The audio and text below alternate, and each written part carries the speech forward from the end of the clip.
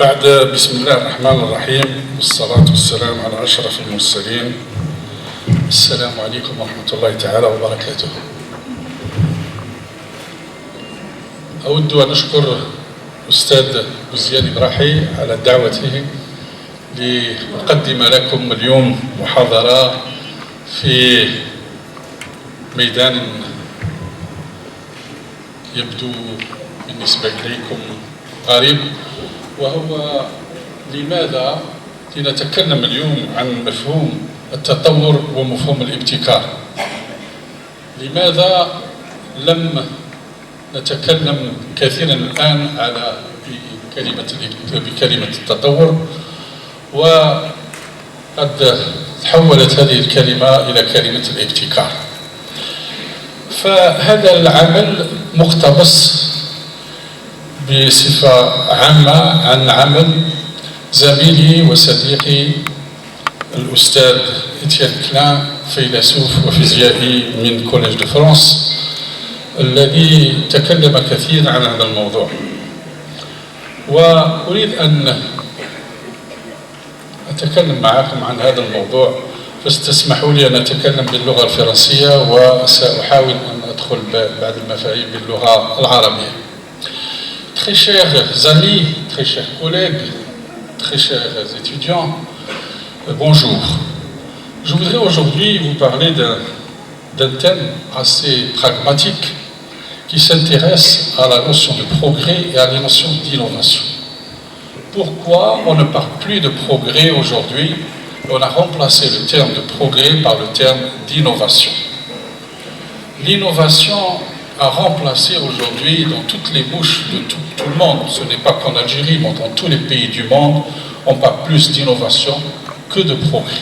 نتكلم أكثر عن الابتكار ولا على التطور. لماذا؟ Aujourd'hui, l'humanité, le monde est confronté à d'énormes soucis, à d'énormes problèmes.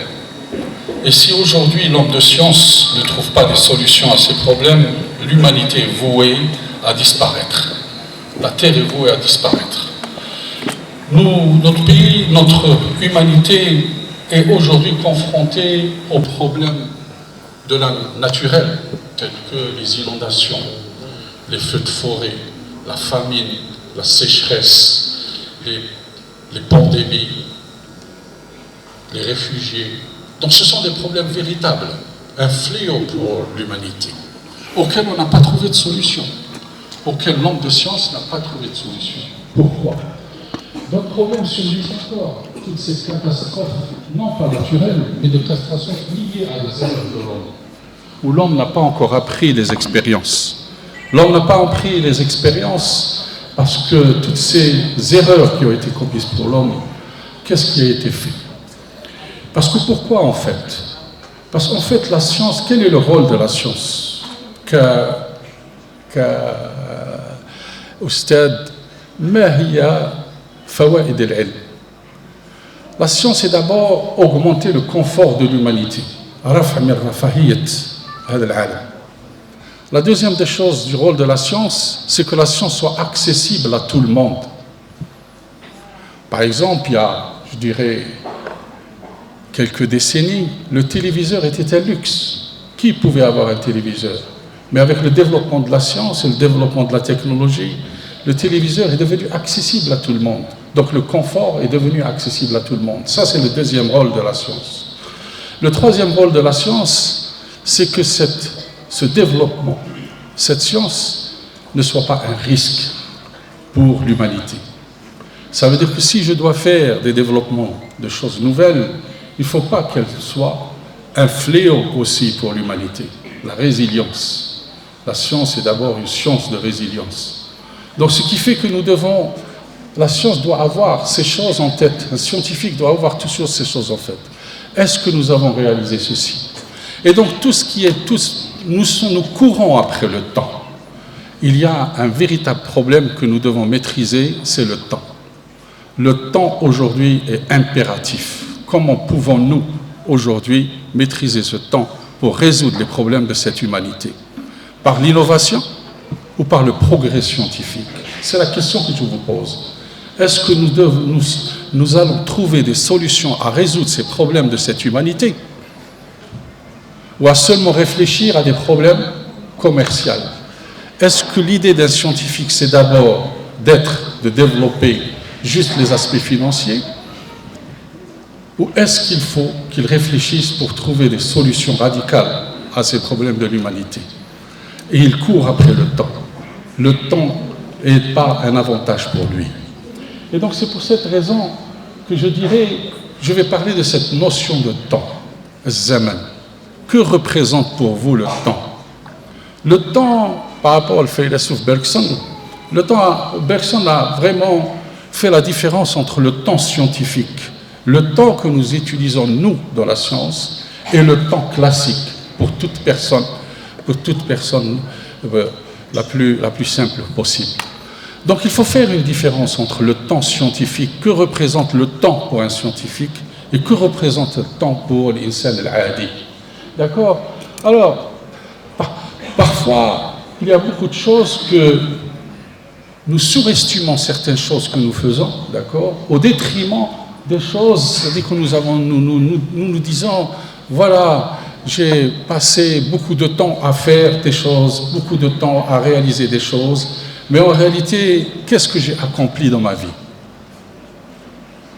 Qu'est-ce que j'ai accompli? J'ai passé 30 ans à enseigner à l'université, j'ai passé 30 ans à faire de la recherche, donc c'est une durée, un temps exceptionnel. Mais qu'est-ce que j'ai accompli pendant ces 30 ans? C'est ça la question que je dois me poser. Un être humain doit se poser la question. Quel est le sens de mon existence dans ce monde? Quel est le sens de mon existence dans ce monde? Quel est mon rôle dans cette humanité? Qu'est-ce que j'ai fait pour essayer d'améliorer la qualité de vie dans cette humanité? Et donc, l'accomplissement est important dans la vie. Et donc, c'est pour ça que le temps, il y a deux choses qui sont importantes que nous devons faire, et que nous devons faire la différence entre le temps et la temporalité. Le temps et la temporalité. Qu'est-ce que ça veut dire, le temps et la temporalité? La temporalité est subjective, le temps est objectif. Qu'est-ce que ça veut dire, la temporalité? Parce qu'on fait beaucoup l'amalgame entre la temporalité et le temps. Si l'on devait supposer que le temps est linéaire et se déplace le long d'un certain chemin fixe, même circulaire d'alors, alors la temporalité est l'expérience que vous avez eue pendant ce laps de temps. C'est-à-dire que vous avez passé, je dirais, j'ai enseigné pendant une année. C'est le laps de temps que j'ai passé pendant une année. Et la temporalité, c'est cette expérience que j'ai acquise pendant cette année, pendant l'enseignement de cette année-là. En fait, donc, ça veut dire que l'expérience, elle est subjective, elle n'est pas objective. Mais le temps est objectif, une année est passée, d'accord? Donc c'est pour ça qu'en d'autres termes, la temporalité peut être mesurée à partir des effets du temps sur les choses. Et justement, les effets des choses sur le temps. Qu'est-ce que pendant les années que nous avons passées à faire des choses, quel est l'effet qui a été fait par rapport à tout ce que j'ai réalisé pendant ce temps-là? C'est ça la temporalité. Donc la temporalité pour moi, c'est ce que j'ai fait. Quel est l'acte que j'ai pu faire pour pouvoir développer des choses? Et donc il faut faire la différence entre la temporalité et le temps. Pourquoi je dis cela? Parce que tout ce que nous allons le voir aujourd'hui, quand je vais parler de progrès et de progrès d'innovation, est lié à ces deux notions, à la notion de temps et la notion de temporalité. Et ensuite la dimensionnalité. Pourquoi la dimensionnalité? Parce que nous vivons dans un espace-temps.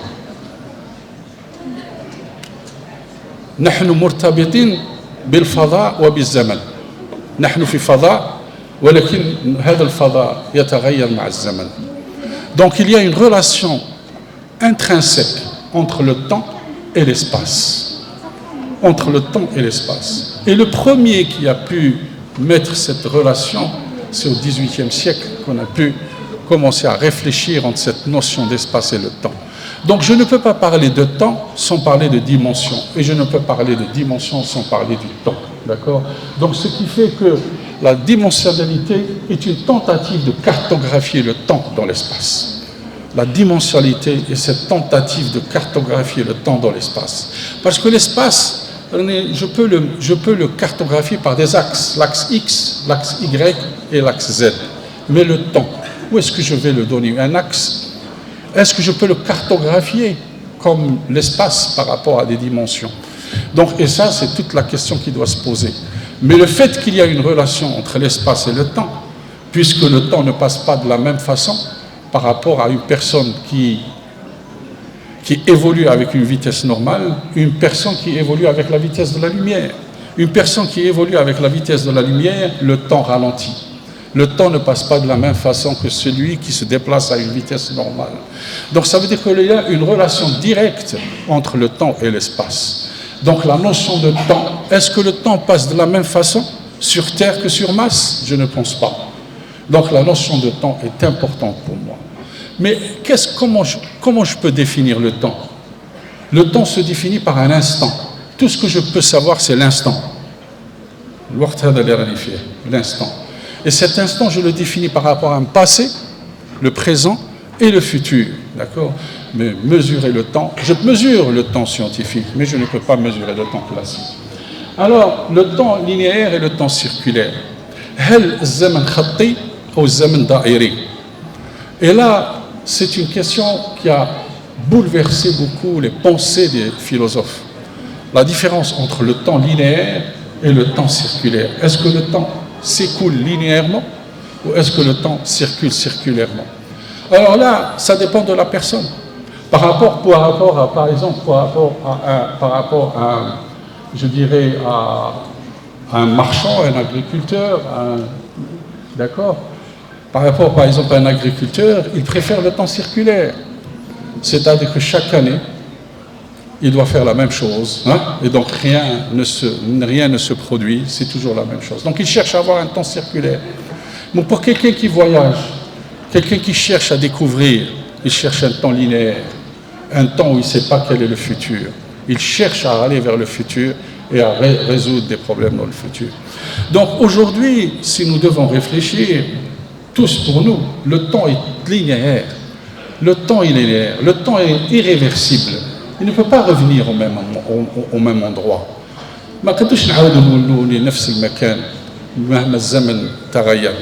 Donc le temps est toujours irréversible. Il va toujours dans la flèche du temps. Il a un sens. Le temps a un sens. Et donc ça veut dire qu'on ne peut pas remédier à nos erreurs. Si quelque chose se passe aujourd'hui, est-ce qu'on peut la corriger et revenir dans le passé pour la corriger? Impossible, parce que le temps avance. Et nous n'avançons pas avec lui, en fait. Et donc, aujourd'hui, qu'est-ce qui se passe en fait? La majorité de nous voit le temps s'écouler. Voit le temps s'écouler sans qu'il y ait de temporalité, sans qu'il y ait mesure de ce que nous avons fait pendant tout ce temps-là. C'est l'effet du hamster. تعرفوا هذاك الهامستر اللي يديروا في كاجا ويظل في جرارة ويظل يدور وهو يدور في الدراجة. Qu'est-ce que ça veut dire? Le hamster fait tourner la roue, c'est un travail qu'il effectue volontairement et souvent avec plaisir. لعبة إليه. Deuxièmement, bien qu'un mouvement, en parcourant une distance colossale, il reste à la même place.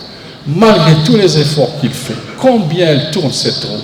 Toute la journée, elle tourne cette roue, mais elle est toujours à la même place. D'accord. Troisièmement, la roue, elle tourne, il reste en bas, qu'il déploie beaucoup d'énergie, n'y change rien. Vous êtes pensé à cela? Vous vous donnez beaucoup d'énergie. Le temps passe, mais rien ne change. Vous parcourez des années et des années dans votre vie, mais en fait, rien n'a été accompli. C'est la même routine, c'est les mêmes choses que nous faisons. Et puis, l'absence de roue rend le hamster dépressif. C'est vrai. Si on ne va pas au travail, si on n'a pas cette passion de faire le travail, rester chez soi nous rend dépressifs. Nous avons pris l'habitude de faire la même chose. Nous avons pris d'affaire les mêmes habitudes. Mais en fait, toutes ces habitudes et cette même chose, qu'est-ce qu'elle a fait progresser? Est-ce qu'elle a fait progresser les choses? Est-ce que les choses ont progressé? Et donc, globalement, le progrès, donc je vais parler justement progresser les choses. Est-ce que nous avons fait progresser les choses avec le temps? est-ce que durant tout ce temps qui est passé, est-ce que nous avons fait progresser les choses? هل طورنا الأشياء مع كل هذا الزمن؟ هل الأشياء تطورت؟ هذا سؤال يجب أن نقول. إذن كتب كتاب زميلي وصديقي إتيان كلان وهو Sauvons le progrès لننقذ التطور. Sauvons le progrès. Pas justement, tout est basé sur la notion de progrès. Le progrès, c'est quoi en fait? Le progrès, comme l'a indiqué Klein, le progrès correspond à un temps constructeur. التطور هو بالنسبة إليه إلى زمن بناء. أما الابتكار, alors que l'innovation est un temps corrupteur. بالنسبة إليه الابتكار هو زمن مرتشي. إذن هل نبحث عن زمن بناء أم نبحث عن زمن مرتشي? Est-ce que nous cherchons un temps qui construit les choses ou un temps qui corrupte les choses? C'est la question que vous devez vous poser. Et que tout le monde doit se poser, que tous les chercheurs doivent se poser. Parce que nous représentons la science. Mais un chef d'entreprise, ce qui l'intéresse, c'est le commerce, c'est le finance. Donc son point de vue n'est pas le même point de vue que nous. Si nous devons parler de quelque chose, nous devons parler de progrès. Nous ne devons pas parler d'innovation. C'est le chef d'entreprise, c'est le jeune start-upper qui doit parler d'innovation. Mais nous, en tant que scientifiques, en tant qu'académiciens, nous devons parler de progrès. Qu'est-ce que nous avons produit comme progrès dans notre université? Comment peut-on mesurer le progrès qu'a effectué notre université? Devons-nous mesurer le progrès de cette université en termes de nombre d'étudiants? Je ne pense pas. Nous devons mesurer le progrès par rapport à est-ce que la qualité de notre formation est meilleure que celle qui y était auparavant. C'est ça les questions que nous devons nous poser aujourd'hui. Donc, comme le souligne le progrès est référence à l'amélioration de l'avancement progressif. Qu'est-ce que ça veut dire? Quand je parle de progrès de façon générale, je vais laisser les transparents, quand je parle de progrès de façon générale, ça veut dire que je veux avancer.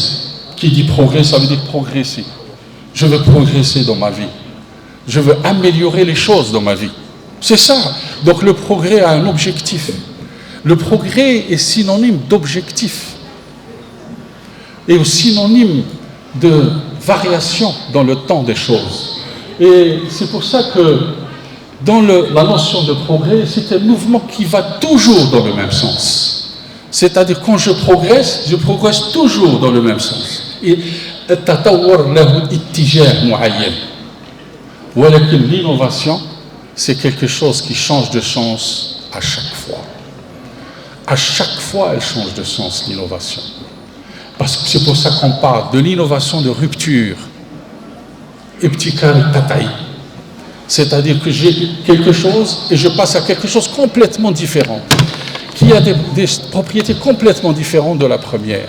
Donc ça veut dire que la notion de progrès est une notion de continuité et la notion d'innovation est une notion de discontinuité.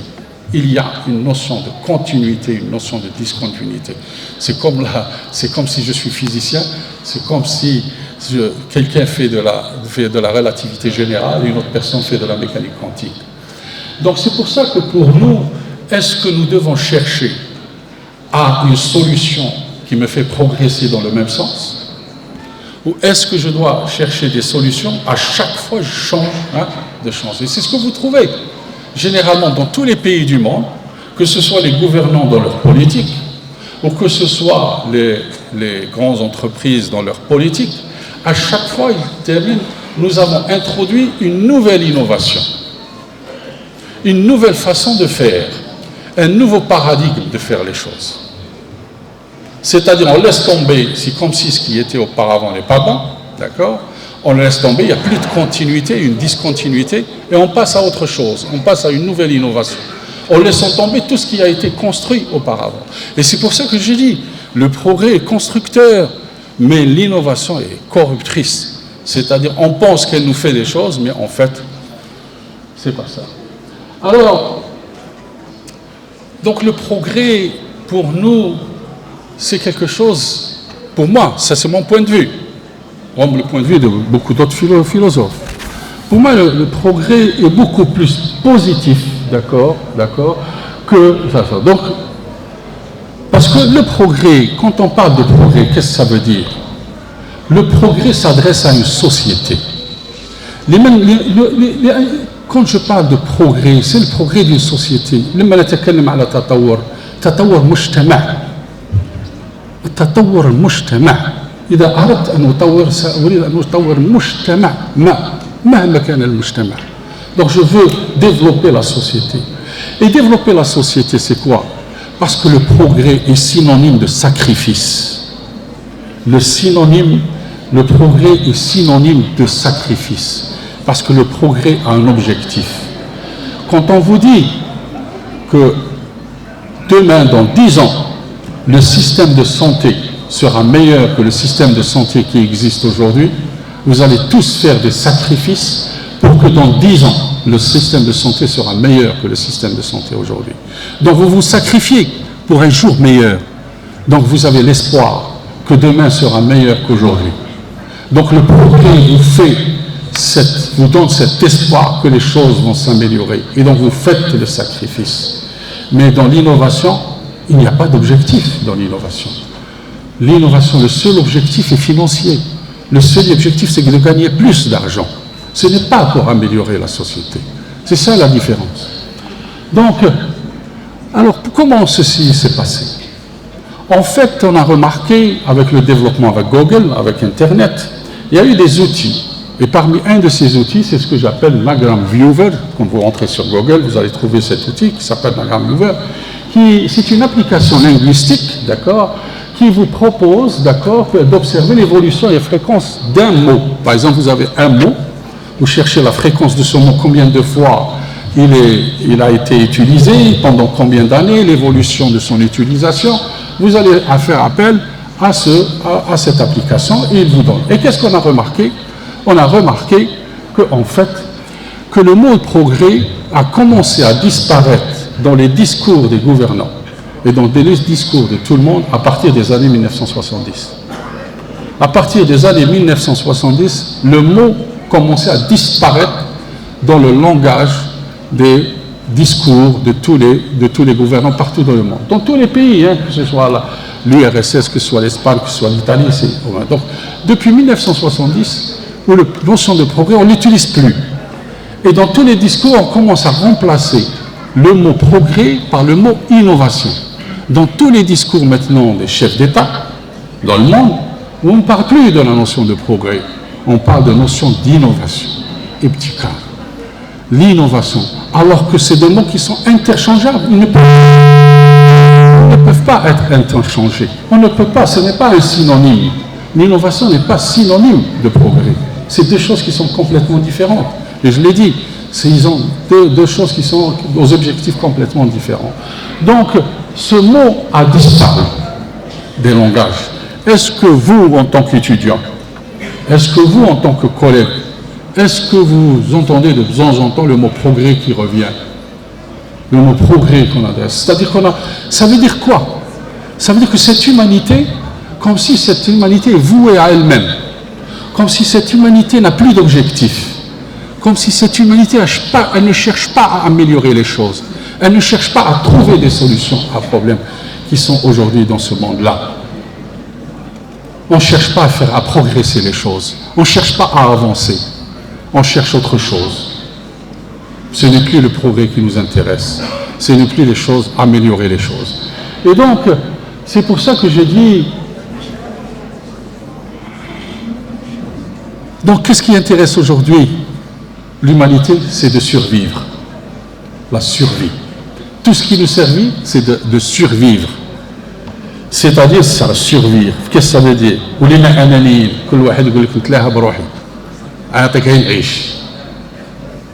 Donc, l'innovation permet de survivre.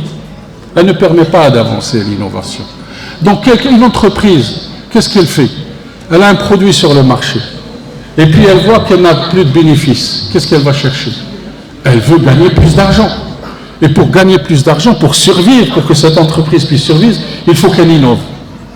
Il faut qu'elle trouve autre chose pour pouvoir survivre.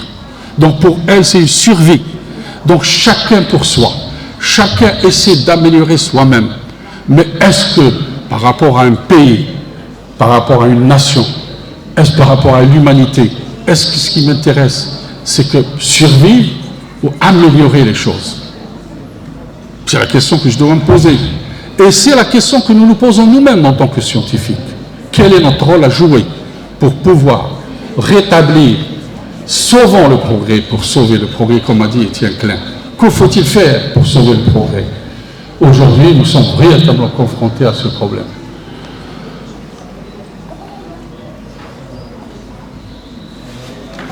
Alors, beaucoup de personnes me disent, est-ce qu'ils peuvent coexister?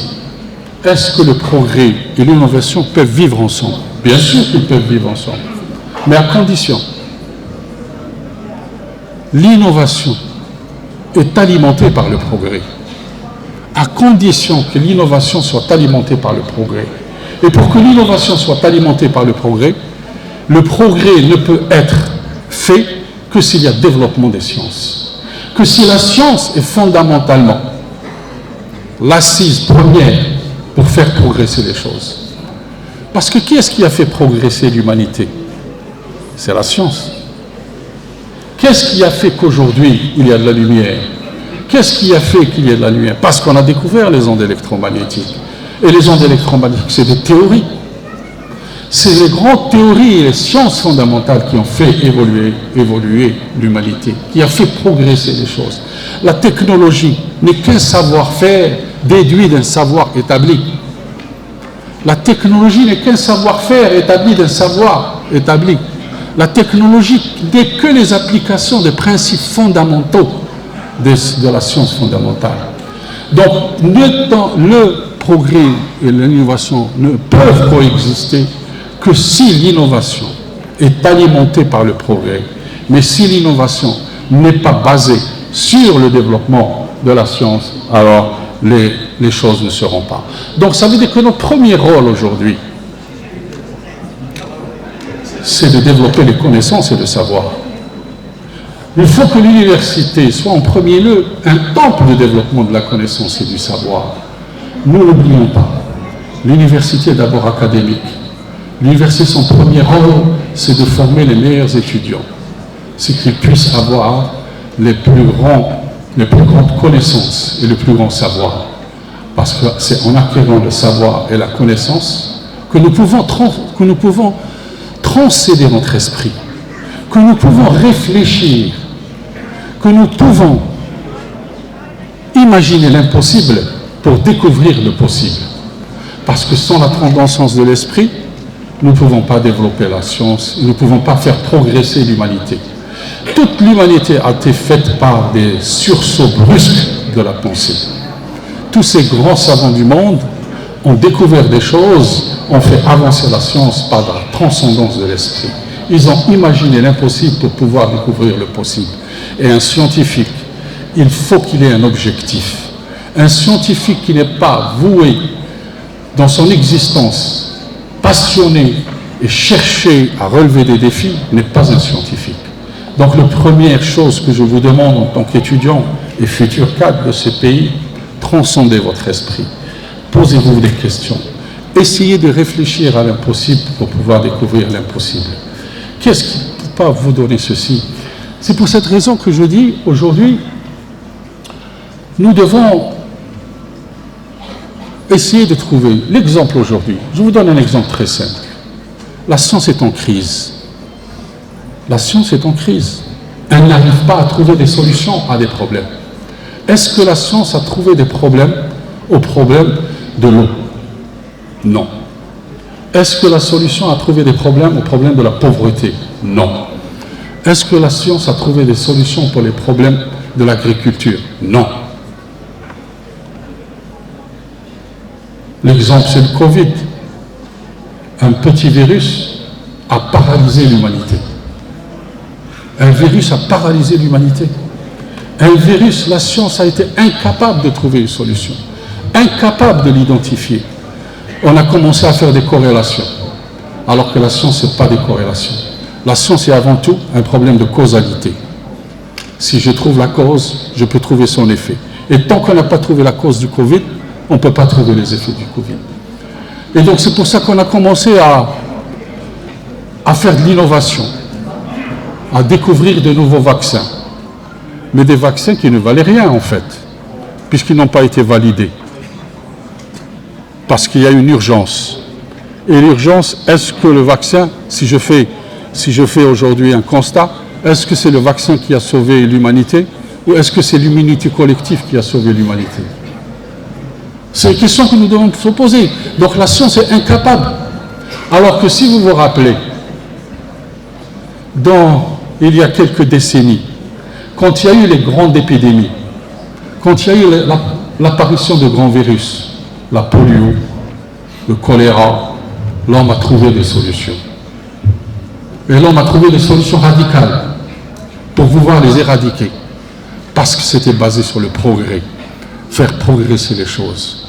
Donc, c'est pour ça que je dis aujourd'hui, quand nous faisons, est-ce qu'aujourd'hui, avec toutes ces innovations, je vous pose la question, tout ce qui se fait aujourd'hui, toutes ces innovations, ces gadgets technologiques qui se font, est-ce que signifie-t-il que davantage de personnes ont un meilleur accès à des meilleurs soins de santé?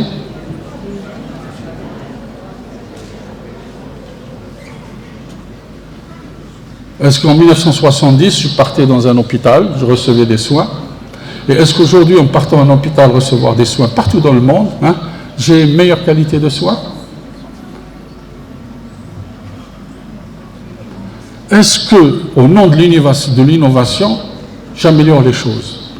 Si je prends un deuxième, est-ce que par exemple nous avons trouvé des problèmes pour éradiquer le cancer? La science est incapable de trouver une solution. Parce que nous réfléchissons tous. Et tous réfléchissent en termes d'innovation et non pas en termes de progrès. Parce que si la science progresse, parce que le problème du cancer, ce n'est pas un problème de technologie. Ce n'est pas un problème de soins. C'est un problème plus fondamental. Parce que si je connais la cause fondamentalement, je peux y remédier à ses effets. Il faut mieux prévenir que guérir. Et donc c'est pour ça que je dis, il y a beaucoup de choses à faire dans ce domaine-là. L'éducation. Est-ce qu'au nom de l'innovation, nous avons un meilleur système éducatif? Est-ce que dans le monde, il y a un meilleur système éducatif? Est-ce que l'école, depuis qu'elle y est, elle a changé?